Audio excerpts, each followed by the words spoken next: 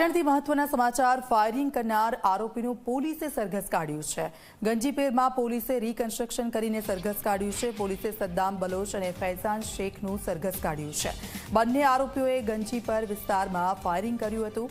જૂની અદાવતમાં બંને આરોપીઓએ ફાયરિંગ કર્યું હતું અને તેમનું સરઘસ કાઢવામાં આવ્યું છે।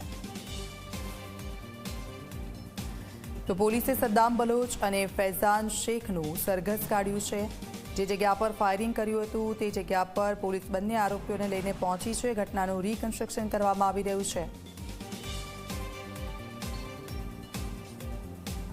પાટણ શહેરના ગંજીપીર વિસ્તારની અંદર 4 દિવસ અગાઉ ફાયરિંગની ઘટના બની છે। કેમેરામેનને કહીશ કે દ્રશ્ય બતાવે કે જે ફાયરિંગની ઘટના હતી તે ઘટનાની અંગે પાટણ શહેર એ ડિવિઝન પોલીસ મથકે ફરિયાદ નોંધાવવા પામી છે અને ફરિયાદ અનુસંધાને જે પ્રકારે પાટણ એ ડિવિઝન પોલીસ મથકે 2 આરોપીઓને જે ફાયરિંગ કરનાર છે તેઓને ઝડપી પાડવામાં આવ્યા છે। ખાસ કરીને વાત કરવામાં આવે તો જે બંને જે આરોપીઓ છે એ આરોપીઓનું સરેઆમ જુલુસ કાઢવામાં આવ્યું છે, એટલે કે સરઘસ કાઢવામાં આવ્યું છે।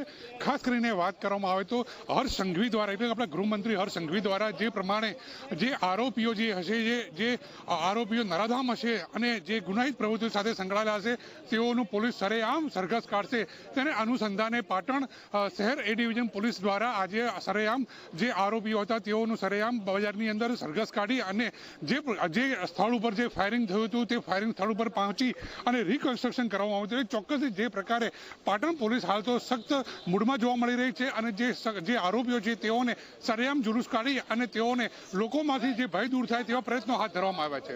પ્રમદ ત્રિવેદી, જી મીડિયા, પાટણ।